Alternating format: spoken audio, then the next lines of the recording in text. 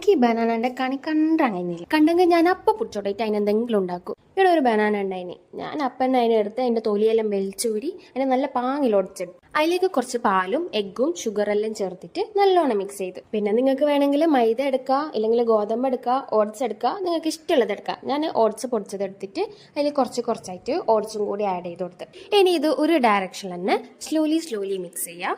ഇനി ഇതിലേക്ക് ഒരു നുള്ള ബേക്കിംഗ് സോഡയും 1/2 ടീസ്പൂൺ ബേക്കിംഗ് പൗഡറും ഇട്ടിട്ട് ഒന്നും കൂടി ഒരേ ഡയറക്ഷനിൽ മിക്സ് ചെയ്യാം. ഇനി വേണ്ടത് ഒരു 3 ടീസ്പൂൺ ഓയിലും 1 ടീസ്പൂൺ വിനേഗറും, ഇത് രണ്ടും കൂടി ഒഴിച്ച് ഒന്നും കൂടി മിക്സ് ചെയ്യാം. മിക്സ് ചെയ്യുമ്പോൾ ഒരേ ഡയറക്ഷനിൽ തന്നെ മിക്സ് ചെയ്യണം. കുറച്ച് ചോക്കോ ചിപ്സും കൂടി ആഡ് ചെയ്ത് കൊടുത്തിന്. പിന്നെ ഫസ്റ്റ് നമുക്ക് ഉപ്പിടാൻ മറന്നിട്ടുണ്ടായിന്, അപ്പോൾ ഉപ്പും കൂടി ആഡ് ചെയ്ത് കൊടുത്ത് നല്ലോണം മിക്സ് ചെയ്യും. അതിന്റെ ബേക്കിംഗ് പാത്രം കുറച്ച് വലുതായി പോയി, കുറച്ച് ചുണ്ണി പാത്രമാണ്, എന്നാലേ അതൊന്ന് പൊങ്ങി വരുള്ളൂ. പക്ഷെ അതിൻ്റെ അത് കുറച്ച് വലുതായി പോയി, സാരമില്ല.